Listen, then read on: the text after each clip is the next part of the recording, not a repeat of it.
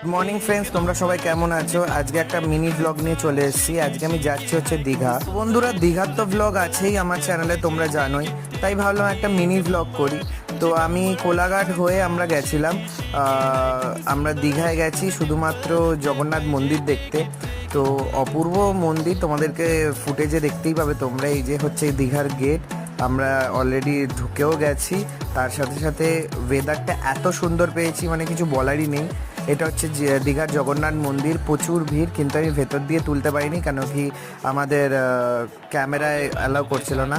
আর পেছনে যাকে দেখলে সে হচ্ছে সৌরভদার একটা চ্যানেল আছে, সৌরভ ব্লগ বলে। বন্ধুরা, আমি রিকোয়েস্ট করবো যে তোমরা সৌরভ ব্লগসকে সাবস্ক্রাইব করে দিও। এর পাশাপাশি কলকাতাতেও আমরা ঢুকে গেছি, আর কলকাতার ওয়েদারটা অপূর্ব ছিল।